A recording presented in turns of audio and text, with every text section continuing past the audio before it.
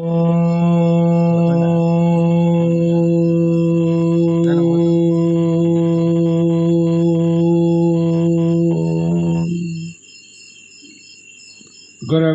నమః. ఓం ధ్యానమూలో గురుర్ముద్గోజమూలో గురుపాత్మంత్రమూలో గురుర్వాక్యముక్తిమూలో గురుకృపః గురుర్నాష్టదేవ సాక్షాత్కర బ్రహ్మ తస్మై శ్రీ గురవే నమః. హర ఓం శాంతి శాంతి శాంతి.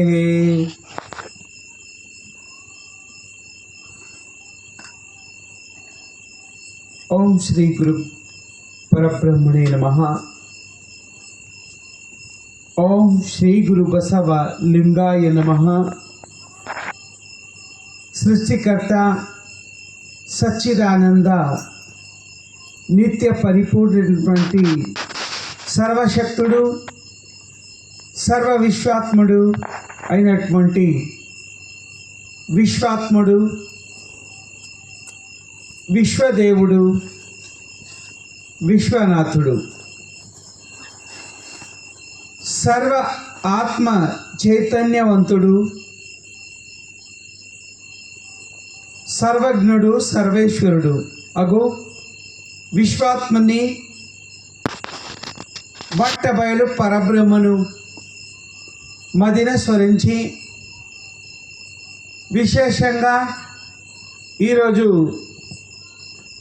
మహాశివరాత్రి శుభ సందర్భంగా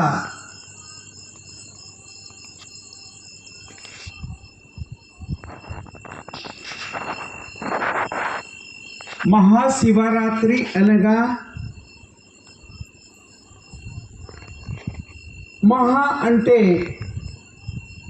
దానికన్నా మించినది ఏది లేదు అని అర్థం. శివ అంటే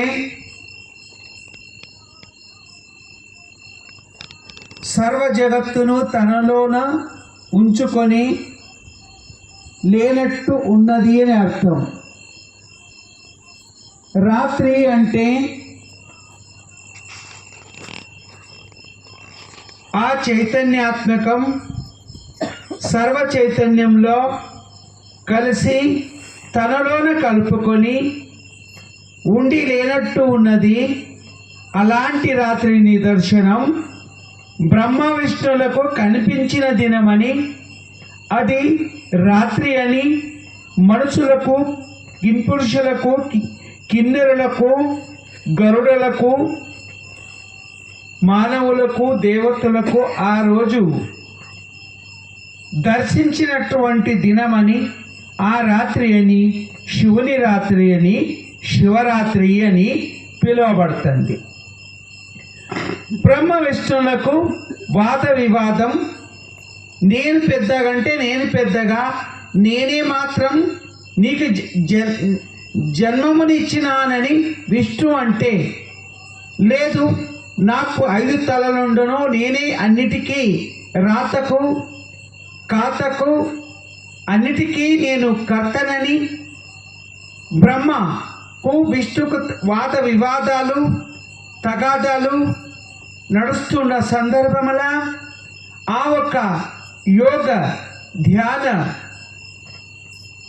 ఉన్నటువంటి చైతన్యాత్మక యోగి మహాయోగి యోగిరాజ శివ తన ఆత్మతత్వ విశేషతను విశ్వశక్తి అనేటటువంటి నిదర్శనాన్ని ఆ ఒక్క బ్రహ్మ విష్ణువులకు బోధించినటువంటిది, అదేవిధంగా కనిపించినటువంటి నిదర్శనమే కనుక ఇది ఒక లింగ రహస్యతత్వ జ్యోతి స్వరూపంగా అఖండంగా అగ్నిలింగంగా వాళ్ళిద్దరికి దర్శనం ఇచ్చినటువంటిది. తుది మొదలు అనేటటువంటి నిదర్శనాన్ని కనుగొని రండి మీరు అని అంటే, బ్రహ్మ హంస ఎక్కి ఆ ఒక్క తన చివర యాడుంది అనేటటువంటిది కనుగొనడానికి వెళ్ళిండు.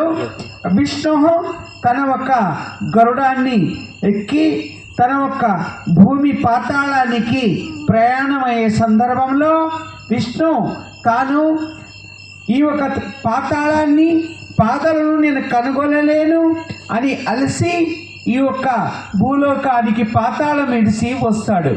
అదే సందర్భంలో హంసను ఎక్కి బ్రహ్మ పైకి మొదలుకు పోయి చూసుకుని వచ్చే సందర్భంలో ఆయనకు ఇంకా అది అంతమనేటటువంటి దొరకలేక తాను అలసిపోయి కిందికి వస్తామనే సందర్భంలో ఆ ఒక మధ్యన ఒక పుష్పం కనిపిస్తుంది. ఆ పుష్పానికి చెప్తారు, నువ్వు ఎటు నుంచి ప్రయాణమైనావు అంటే నేను మధ్యాంతరం నుంచే వస్తున్నా అని పుష్పం చెప్తుంది. అప్పుడు నాకొక సాయం చేయాలి అనే సందర్భం చెప్తాడు బ్రహ్మ. అప్పుడు మీరు ఏం చెప్తే అది నేను చేస్తా అంటే అది పుష్పం. ఆ పుష్పము బ్రహ్మ ఇద్దరు కలిసి మళ్ళా ఈ యొక్క భూలోక స్థానానికి వస్తారు. అందుకు ఆ ఒక అగ్ని ఒక స్వస్వరూపాన్ని కనిపించక తన యొక్క శబ్దం నాదం వినబడుతుంది. ఆ విధంగా అగ్నిగా అఖండంగా మండుతుంటుంది. అందుకు కాబట్టి వాళ్ళు బ్రహ్మ కూడా హంస ఎక్కి ఈ భూమికి వస్తాడు. వచ్చే సందర్భంలో ఆ ఒక పుష్పం కూడా హంసతో పాటు బ్రహ్మతో పాటు భూమికి వస్తుంది. అయినాక గరుడను ఎక్కి విష్ణు ఈ యొక్క భూలోకానికి పాతాళమును వదిలి పైకి వస్తాడు. బ్రహ్మ విష్ణు ఒకే చోట కలుస్తారు. అప్పుడు నాకు చేత కాదంటే నాకు చేత కాదని ఆ ఒక పాతాళం పాదం నాకు దొరకలేదని అలసిపోయానని విష్ణు చెప్తాడు. ఆ సందర్భంలో బ్రహ్మ అంటాడు, నేను చెప్పలేను, నేను ఆది అంతం ఎంతవరకు ఉందో అని చూసి వచ్చాను అని బ్రహ్మ అంటాడు. ఆ సందర్భంలో దీనికి సాక్ష్యం కావాలి కదా అని ఆకాశము నుంచి వాణి వస్తుంది, వాక్యమైన వస్తుంది. ఆ సందర్భంలో ఆ విధంగా చెప్తూ ఉంటే సాక్ష్యం ఎవరైనా కావాలి కదా, మీకు మీరే సాక్ష్యం అయితే ఎలాగా చెప్తే అది సత్యం, ఆ ఒక్క సత్యమైన వాక్యం ఉండాలి కదా. చూసిన దానికి సాక్ష్యం కావాలంటే ఆ ఒక్క బ్రహ్మ అంటే ఆ బ్రహ్మ అంటుంటే ఆకాశవాణికి ఆ ఒక్క వాక్యము ఏమని చెప్తాదంటే దీనికి కంపల్సరిగా ఒక చెప్పే సాక్ష్యం కావాలి అని. అంటే వాస్తవికంగా ఒక పుష్పం ఉన్నది నాకు సాక్ష్యం అని అంటారు. ఎవరంటారు? బ్రహ్మ అంటాడు. ఆ సందర్భంలో నిజ స్వరూపం అనేటటువంటి దృశ్యాన్ని యోగం చేసేటటువంటి యోగ సమాధిలో ఉండేటటువంటి యోగి రాజశివ కన్ను తెరిచి నిజ స్వరూపాన్ని ఈ ఒక్క బ్రహ్మకు విష్ణుకు అప్పుడు కనిపిస్తాడు. లేకుంటే అగ్ని అఖండ రూపం ఉంటుంది. అందుకు కాబట్టి అగ్ని రూపం అది జ్యోతి రూపం అనేటటువంటి ప్రకటమై కనిపించినప్పుడు తాంది ఆది అంత్యము తెలుసుకోలేకుండా నేను ముందు నువ్వు ముందు అని అన్నప్పుడు వాళ్ళకి పరీక్ష పెడతాడు. వాళ్ళు ఎవరు చూడలేక నేను చూడలేను నువ్వు చూడలేదు అంటారు. అదే ఒక సందర్భంలో నిజ స్వరూపంలో ప్రకటమై కనిపిస్తాడు. అది యోగి రాజశివ యోగ ధ్యాన సమాధి స్థితిలో ఉన్నప్పుడు జరిగినటువంటి నిదర్శనం ఇది. ఆ సందర్భంలో ఆ ఒక యోగి రాజశివ తన నిజ స్వరూపం అనేటటువంటిది ఆ బ్రహ్మ విష్ణులకు దర్శనమిస్తాడు. ఇచ్చి ఆ లింగ స్వరూపం జ్యోతి స్వరూపం అనేటటువంటిది వాళ్ళకి దర్శనమిచ్చి ఆది అంతం తెలుసుకోలేరు కదా, దానికి నిజ స్వరూపంగా ఆ జ్ఞానబోధ చేస్తాడు.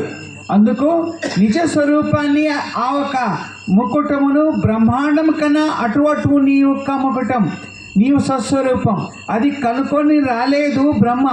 అందుకు కాబట్టి అబద్ధం చెప్పినందుకు నీకు భూలోకంలో పూజ లేకపోని అని చెప్తాడు. అందుకు కాబట్టి ఆ సందర్భంలో సాక్ష్యం పుష్పం ఉంది.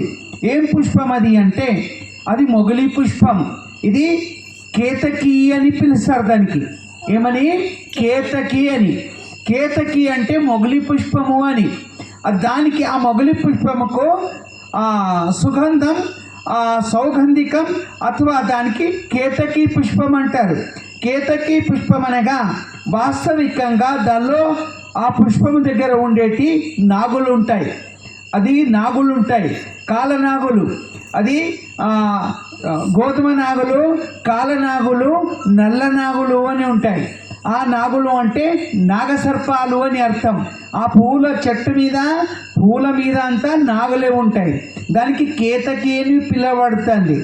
అందుకు వాస్తవికంగా కేతకి మరియు సంగమ, ఈశ్వర. సంగమ అంటే గంగోత్రి, యమునోత్రి, సరస్వతి. ఈ 3 నదులు కలిసిన చోట సంగమ స్థానం ఉంటుంది. కనుక గంగా, యమున, సరస్వతి.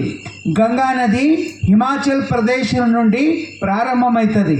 అందుకు కాబట్టి యమునోత్రి ఈ నది ఆ ఒక్క దిల్లీ ప్రాంతంలో మన కృష్ణుడు పుట్టిన ఒక స్థానంలో యమునోత్రి ప్రారంభమవుతాయి. అందుకు ఆ ఒక యమునా నది పుట్టి కృష్ణుడు పుడతాడు. అందుకు రాముడు పుట్టేటటువంటి సరుకా నది, అందుకు సరోవర నది అనేటటువంటిది ఉంటుంది. అయితే ఈ విధంగా ఈ గంగోత్రి హిమాచల్ ప్రదేశం నుండి యోగిరాజేశ్వర కైలాస పర్వతం నుండి స్టార్ట్ అవుతుంది. అందుకబట్టి యమునోత్రి అనేది యమునా నది అనేటటువంటిది వాస్తవికంగా కృష్ణుడు పుట్టిన ఒక్క స్థానంలో యమున నది పొంటే పుడతాడు.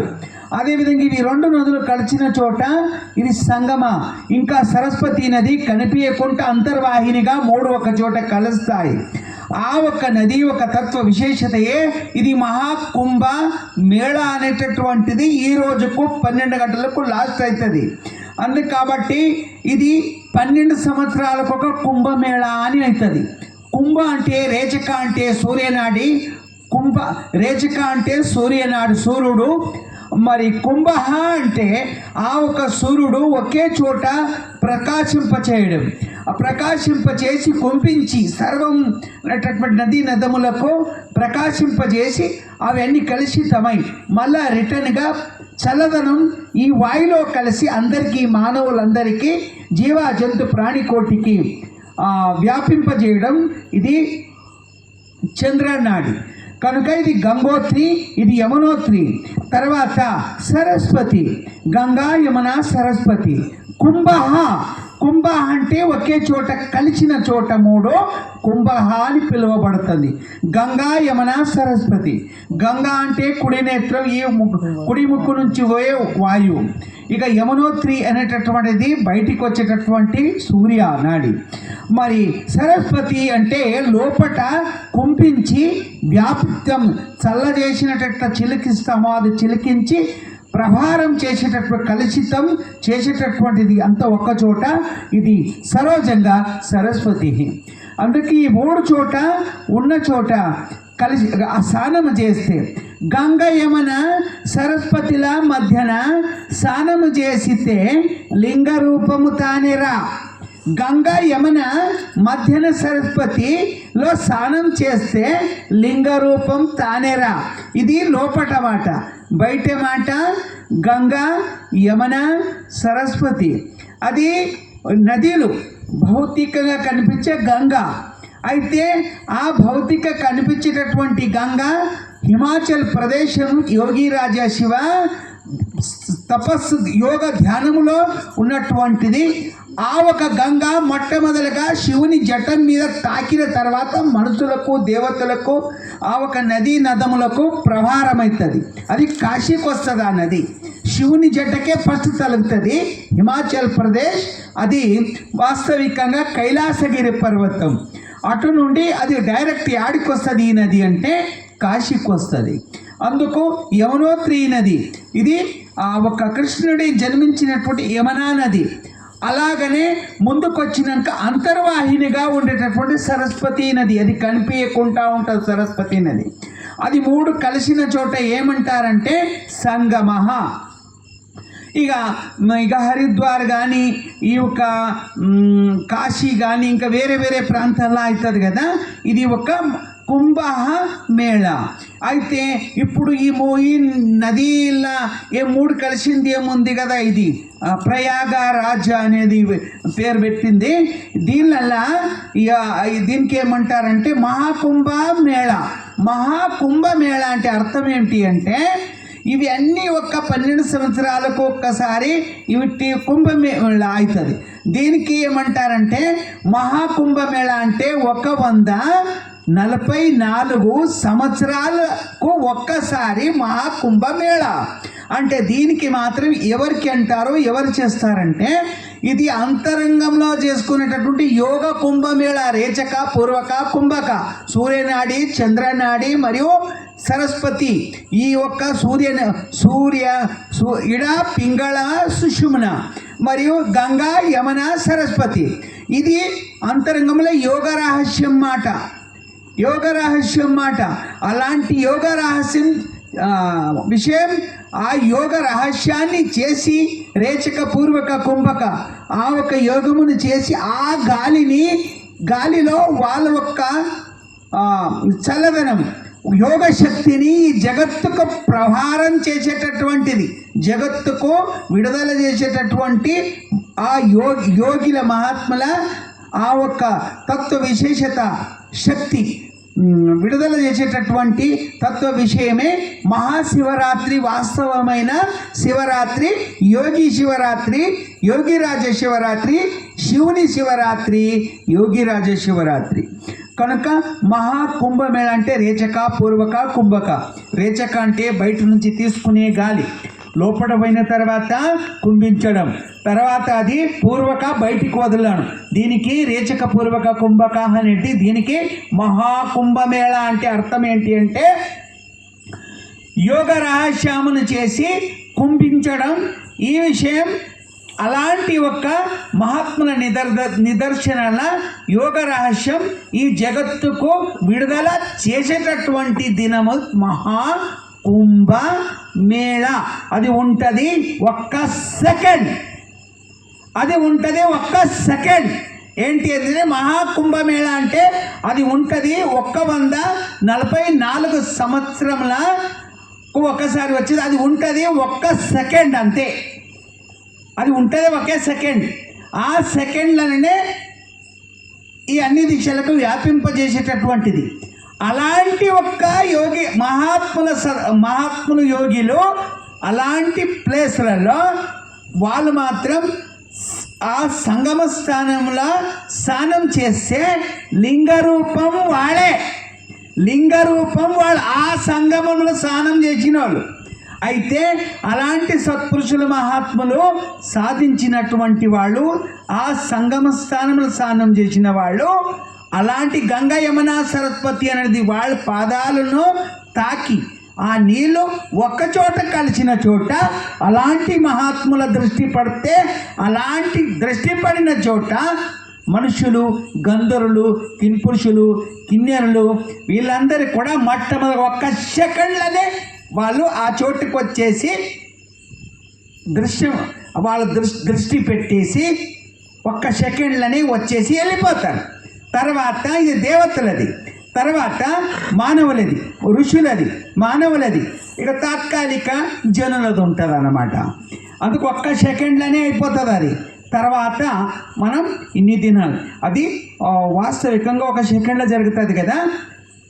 ఆ విధంగా మీరు మేము అంతా ఒక స్థానంలో ఆ ఒక ప్లేస్లో ఆ ఒక అంతరంగికంగా అతో బహిరంగకంగా చేయలేనటువంటి పరిస్థితి. అంటే దానిలో వాళ్ళు కాలు కడిగిన నీరు, వాళ్ళు స్నానం చేసిన నీరన్నా మనకు లభ్యమవుతుంది. అంత లోపట అంతర్లోకానికి పోనికి రాకపోతే వాళ్ళు ముట్టుకున్నది, వాళ్ళకు తాకినది మేము తాకి వస్తాం, మేము స్నానం చేస్తాం అనే నిదర్శనం మానవులు చేసుకుంటారు.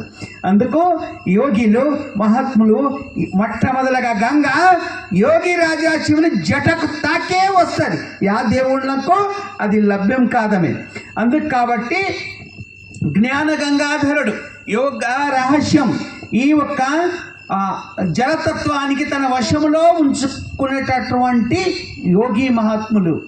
భూమి, గాలి, అగ్ని, జలము, ఆకాశము ఇదంతా తన వశంలో ఉంచుకొని తాను జగత్తుకి ఎప్పుడు ఏ కావాలో ఒక సెకండ్లనే విడుదల చేసేటటువంటి శక్తి అది ఉంటే ఎవరికన్నా ఒక యోగం చేసే యోగి రహస్యం శివ. అది ఈరోజు శివ చెప్పినటువంటి బ్రహ్మ విష్ణులకు. అందుకు ఇది రాత్రి, ఈ రాత్రి శివుని రాత్రి.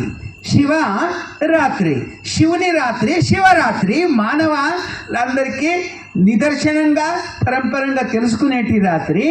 మరియు ఉపవాస, ఉప అంటే ఇంకొకటి, వాస అంటే దేవునికి దగ్గర అని అర్థం. శివరాత్రి ఉపవాస అంటే ఉప అంటే ఇంకొకటి నయనం, మరియు వాస అంటే దేవునికి దగ్గర అని. ఉపవాసము అంటే ఒక్క పొద్దు అంటే దేవునికి దగ్గర ఉన్నామో దూరం లేని అర్థం. అప్పుడు అబద్ధం చెప్పిన బ్రహ్మకు నీవు కంపల్సరిగా ఆ ఒక్క ఆకాశతత్వం, ఆ ఒక్క ముకుటతత్వం చూడలేవు కాబట్టి, అబద్ధం మధ్యాంతరం నుంచి దిగి వచ్చావు కాబట్టి ఈనాటి నుండి నీకు పూజ పునస్కారం లేకపోవుడుగా కానీ శివుడిచ్చిన శాపం.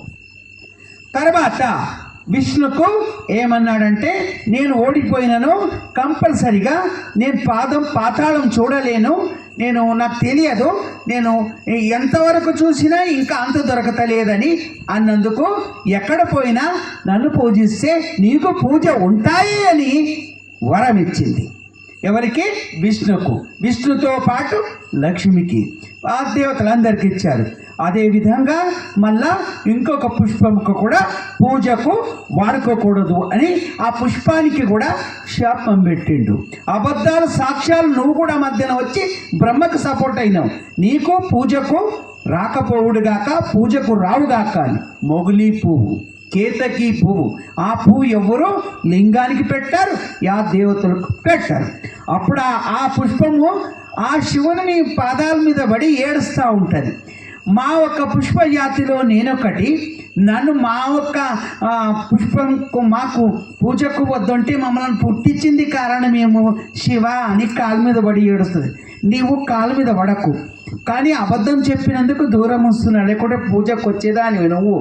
కానీ నీవు ఏడవకు, దేవతలకు పూజించడానికి రాదు, నీకు కూడా పూజ చేస్తారు, దుఃఖపడుతున్నావు కదా, అందుకు నీవు కన్నీళ్లతోని ఆ ఒక్క మొదలు అభిషేకం చేసుకొని ఇది నువ్వే పశ్చాత్తాపడు, తర్వాత మళ్ళీ ఇలాంటి పని చెయ్యవు అని చెప్పేసి, అప్పుడు నీకు ఎవరు ప్రేమంగా చూస్తారంటే కట్టుకునే బట్టలో పెట్టుకుంటారు, ఆడపిల్లలు ప్రేమతో సిగ్గలో పెట్టుకుంటారు, కానీ పూజకు రాదు, ఏడవకొని వరం ఇచ్చిండు.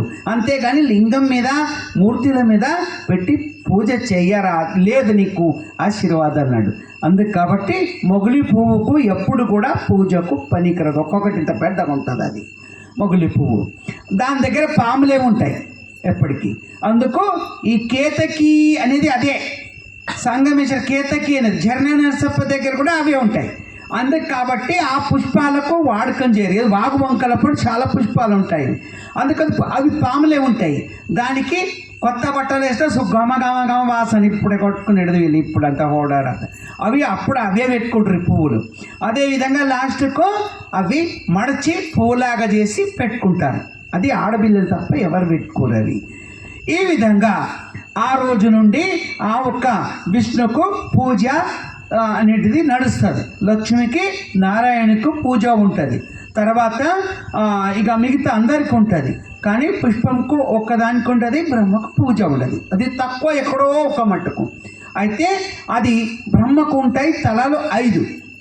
దానిలో నాకు కూడా నీలాగా సరి సమానునే, కానీ నాకేం తక్కువ అని ఒక అహంకార భావం వస్తుంది సందర్భంలో. ఆయన జన్మ ఎవరు ఇచ్చిండ్రో ఆయనకు తెలియక విష్ణు మీదనే వాద వివాదాలు ఆడతాడు. ఆ సందర్భంలో విష్ణు అంటాడు, నాయన నీ జన్మ రహస్యం తెలుసుకో అంటే, నా జన్మ ఇచ్చింది ఎవడో, నాకు నేనే పుట్టా, నాకెవడు పుట్టలేడు, నీవు ఎవరు అని అడుగుతాడు. అందుకు తన జన్మ రహస్యం తనకే తెలియదు అన్నప్పుడు ఈ ఒక దేవతల ఒక భావలక్షణం అర్థం కాకపోతే మానవులదంతా యా ఒక పురుషుడు మానవులదంతా జంతువులదంతా అని ఆ శివుడు బోధిస్తాడు. అంటే అదంతా తర్వాత విషయం. కానీ ఇక విష్ణు కడిగితే విష్ణు అంటాడు, లేదు బిడ్డ, జన్మరాశి మన కర్తవ్యాలు వేరున్నాయి, మనకు పరిపాలన చేయడానికి మళ్ళా ఈ సృష్టి రచన చేసేటి కోసం జ్ఞానబోధ చెప్పిండ్రు, అది మనం చేయాలంటే లేదు, అన్నిటికీ నేనే అంటాడు. అందుకు కాబట్టి శివుడు అంటాడు ఒక మాట, యోగిరాజ శివ ఏమంటాడంటే, ఇది నేను నిదర్శనం కాదు. సృష్టి రచన కావాలంటే 5 తల ఉంది అహంకారం. అందుకు దీనిలోకి రిట్రీట్ పోవాలి అంటే శివునికి కూడా అంటాడు, కన్ను మూసుకొని యోగ ధ్యానంలో కూర్చుంటే ఈ జగత్కి ఏమైనా చెప్పాలి అనుకొని భయపడి కన్ను మూసుకొని కూర్చున్న కన్ను తెరవు అనే మాట అంట. పార్వతి ఒక్క మాట అంటది, కానీ నువ్వు ఎప్పుడు మాత్రం యోగ సమాధి స్థితిలో ఉన్నప్పుడు నీవు నేననే అహంకారం వదిలలేని వాళ్ళకి దర్శనం కాదు, ఆయన కన్ను తెరిచి చూడడు అని ధర్మబోధన చెప్తుంది పార్వతి. ఆ మాటను లెక్క చేయక అనరాని మాట అంటాడు. ఆయన ఎన్ని పూజ చేసినా ఎన్ని వేదశాస్త్రం చదివినా శివ దూషణం చేస్తే ఆ వేదశాస్త్రాలన్నీ వ్యర్థమైపోతుంది అంటది పార్వతి. ఆ మాటను విని ఇక ఈ బూడిది పూసుకునేటోడు మాట మళ్ళీ ఈమె బూడిది పూసుకునేటోడు కన్ను మూసుకొని కూర్చునేటోడు మాట ఒక సపోర్ట్ ఉన్నామి ఈమె ఒక్క ఆమె. మరి ఈ మాట ఎప్పుడు కన్ను తెరిచి చూస్తాడో వచ్చి కన్ను తెరిచినాక నా పాదాలకు వచ్చి నమస్కారం చేయమను నీ యొక్క ఆరాధ్య దైవమైన శివునికి అని బ్రహ్మ అంటాడు. అంటే అప్పుడు విష్ణు అంటాడో ఇలాంటి మాట ఆడరాదు, ఆయన రహస్యం తెలియదు నీకు. ఆయనకు వాదం ఈయనకు అందరికీ వాదం. వాదాలు ఆడేది వేదాలు చెప్తాయి. ఏమని అంటే వాద భేదాలు ఉన్నంత వరకు వేదాలు కూడా సరిపోవు అని. అందుకు కాబట్టి వాద భేదాలు పోయినప్పుడు వేదాలు పనిచేస్తాయి, వర్ణన చేస్తున్నాయని. అదేవిధంగా అప్పుడు ఆ ఒక్క కన్ను తెరిచి చూసిండో యోగిరాజేశ్వ బహిర్ముఖమవుతాడు. యోగ సమాధి స్థితిలో వదిలి అంతరాత్మ పరలోక తత్వ విషయమును వదిలి భూలోకంలో కన్ను తెరిచి చూస్తాడు. ఆ సందర్భంలో ఆయన చూసినప్పుడు అన్నీ వింటాడు. అందుకు కాబట్టి 5 తలలు ఉన్నాయని అహంకారం వచ్చింది. 5 తలలు అంటే తలలు కాదు, 5 మంది దగ్గర ఉన్నటువంటి జ్ఞానం ఇది. కాబట్టి ఒకటి అహంకారం అనే తల ఉండే బ్రహ్మకు, 4 దిశలకు 4 ఉంటే ఈ మాడలో ఒక తల ఉండే. అది ఏమని అంటే అహం బ్రహ్మస్మి అనే తల ఉండే. అందుకు ఆ తల తీసినప్పుడు ఈ సృష్టి చేయడానికి రచన కర్త అవుతాడు, అంతవరకు కాదని చెప్తాడు. అందుకు అది పోయిన దాకా ఎవరికైనా వైరి వస్తుంది. అహం బ్రహ్మస్మి. ఆ మాటకు నేను ఈ తల తీసిన దాకా ఈ దేవతలకు ఎవరికి ముందుకు రచన చేయనికి రాదు, ఈ పని చేయదని చెప్పేసి తన ఒక గోటితోని ఆ ఒక సంహారం చేయాలంటే నేనే చేయలేనని చెప్పేసి తనలో ఉన్నటువంటి ఒక జడను తీసి భూమికి కొట్టినప్పుడు చెంక బిందు కిందికేస్తే దానిలో ఉద్భవం అవుతుంది కాలభైరవుడు. కాశీక్షేత్రచ్చ కాలభైరవ దర్శనం. కాశీకి ఎవరు పెద్దోడు అంటే కాలభైరవుడు. కాలభైరవుడు ఆయనకే ఖండోబా అని పిలుస్తారు. ఖండోబా ఆయనకే మల్లన్న అని పిలుస్తారు. ఆయనకే మల్లన్న అని పిలుస్తారు. మరియు కాల అంటే యముడు ఎట్లా ఉంటాడో జీవాలకు తీసుకుపోవడానికి అట్లా కాలుడహ. భైరవ అంటే కుక్క అని అర్థం. కుక్క అంటే అర్థమవుతుందా భయంకరమైనటువంటి మృత్యు అని. మృత్యు అంటే సావు అనేటటువంటి మాట. అందుకు ఆ ఒక కుక్క ఏముంటుంది అంటే భయంకరంగా ఈ ప్రాణం తీసుకుపోవాలంటే భయంకరంగా ఉంటేనే తీసుకుపోని కఠిన. ఈ బండకన యొక్క గుండె బండకన కఠినం ఉంటేనే ప్రాణాలు తీసుకుపోని హక్కు ఉంటుంది. అది చేసేది ఎవరు డ్యూటీ అంటే శివుని డ్యూటీ అది. ఆయన పొగడతలకు, ధ్యానంకు, పూజకు, భక్తుల ఈ ఆరాధనకు కరిగేటటువంటి హిమాచల్ ప్రదేశ్ హిమం అటువంటిది మంచిలాగా ఆయన హృదయం. ఇది నా పని కాదని ఇది యమధర్మరావు అప్పచెప్పిండు. అంటే ఆ సమయంలో ఎవరు చేయాలి ఇది అనేటటువంటిది అంటే వాస్తవికంగా కాలభైరవుని రూపం ఎత్తి బ్రహ్మతల తీయనని. అందుకు కాబట్టి కాలభైరవ కాశీక్షేత్రచ్చ కాలభైరవ దర్శనం. కాశీకి పోతే మొదలు కాలభైరవుని దర్శనం చేసుకున్నాకనే ముందుకు శివుని దర్శనం పోవాలి. అంతా తిరిగినా కాలభైరవుని దర్శనం లేకపోతే కాశీ యాత్ర వ్యర్థం. అందుకు విశేషంగా కాశీకి కాపలి ఎవరున్నారు అంటే కావాలి మొత్తం కాలభైరవుడే. ఆయననే. అందుకు కాబట్టి ఆయనకే ఖండోబా, ఆయనకే మల్లాసురి మరియు మల్లాసుర మైలారలింగ, కాశీ క్షేత్రచ కాలభైరవ, ఈరభద్ర అని ఆయనకే పిలుస్తారు. అందుకు కాబట్టి భయంకరంగా ఈ విషయంగా తండ్రి నాకు ఒక స్వరూపాన్ని ఇచ్చారు, పిలిచారు, నా కర్తవ్యం అని అడుగుతాడు కాలభైరవుడు. చూడు, బ్రహ్మతల 5, ఒక తల తీసేయాలి, తీసేసినాక నీ కర్తవ్యం అది అని అంటే అప్పుడు ఆ శివుని ఆజ్ఞ ప్రకారంగా కాలభైరవుడు రెడీ అయి ఆ ఒక్క బ్రహ్మతల తీస్తాడు. యా వస్తువుతోని కాదు తల తీసేది, కొన ఏడు ఒక గోరుతోని తల తీసేస్తాడు. తీసేసిన తర్వాత తల చేతిలో పట్టుకుంటాడు. అప్పుడు అహం అనేది పోయిన తర్వాత అప్పుడు తన నిజస్వరూపం ఏమున్నదో బ్రహ్మకు అప్పుడు గోచరం అవుతుంది. శివుని పాదాల మీద వచ్చి రాలుతాడు, నమస్కరిస్తాడు బ్రహ్మ. అందుకు వేదాల తత్వం ఏముందని అప్పుడు గోచరం అవుతుంది. నేనన్నది అహం బ్రహ్మస్మి, నేనే మాత్రం నేనేటటువంటిది ఉన్నంత వరకు వేదాలు కూడా అర్థం కాలేదు బ్రహ్మకు. అదేవిధంగా ఆ తల తీసుకొని అన్ని క్షేత్రాలకంతా తిరుగుతూ వస్తాడు. అందుకు కాబట్టి ఆ తల చేతి నుంచి వదిలిపోతలేదు, కింద పడేస్తామంటే చేయికి అంటుకొని ఉన్నది. అందుకు అన్ని దిక్కు తిరుగుతాడు. అన్ని దిక్కు తిరిగితే విష్ణుకు అడుగుతాడు, ఎవరు? కాలభైరవుడు. అడిగితే ఇది వాస్తవికంగా నాతోని కాదు, ఇది లక్ష్మికి పోయి అడగండి. ఈ దీనిలలో ఎక్కడ మాత్రము మీరు పోయి కింద అంటుకుంటుందో అప్పుడు ఈ పరిపూర్ణంగా ఆ ప్రదేశంలో మీరు ఉండగలుగుతారు. అంతవరకు ఉండలేరు, సంచారం తిరగాలి. సంచారం తిరగంగా అది చేతి నుంచి వదిలేపోతలేదు, పడేయాలన్న. కాశీకి పోయినప్పుడే ఆ చేతి నుంచి ఆ ఒక్క బ్రహ్మతల కింద పడిపోతుంది. పడిపోయినప్పుడు ఏం భైరవ అన్నా కదా, భైరవ అంటే ఏమిటికంటారు? కుక్క. ఆ తలకు చేతికి ఆ కుక్క నాకుతుంది. నాకినప్పుడు అది కాశీల్నే నాకినప్పుడు కింద పడిపోతుంది. ఇది ఏం చేయాలి మరి నేను అంటే అప్పుడు విష్ణు అది శివ ఏమంటాడంటే ఇది నీ చేతిలోనే ఉంచుకోవాలి, ఇంట్లోనే భిక్షం ఆడుకోవాలి అంటాడు. ఆ ఒక బ్రహ్మ కపాలములనే భిక్షం ఇచ్చేటోళ్ళు అడుగుతూ ఉంటే ఎవరు ఇయ్యరు, భయపడతారు. అప్పుడు లక్ష్మీ ఆమెనే ముంగట్టుకైతుంది. అందుకు కాశీల అన్నపూర్ణేశ్వరి, అన్నము ఇచ్చేటటువంటిది మొట్టమొదలుగా ఎవరికి ఇస్తారంటే కాలభైరవునికి లక్ష్మి ఇస్తుంది అన్నపూర్ణగా ఒక సందర్భంలో. అందుకు కాబట్టి అన్నము మొట్టమొదటి భిక్ష స్వీకరించింది ఎవరు అంటే కాళేశ్వరుడు. అందుకే ఆయనకు భిక్ష ఇచ్చింది కపాలంలో. అందుకు ఏమంటారంటే అఘోరుడు అంటే ఆ రూపంలో అఘోరి అనేటటువంటిది ఆ రూపంలో తల బుర్రెలో భిక్ష ఆడుకునేది. ఇది ఎవరికి అంటారంటే కాలభైరవులు ఉపాసకులు వాళ్ళు.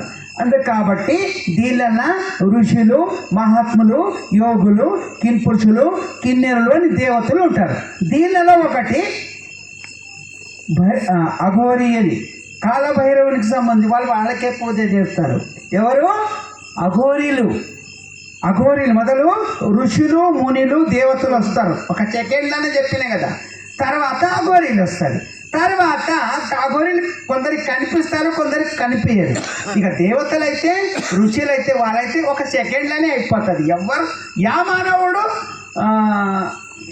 చూడకింత మొదలే అది ఏం మొదలవుతుంది, స్టార్ట్ అవుతుంది కదా, సెకండ్లోనే ముగిసిపోతుంది అది. ఇదంతా తర్వాత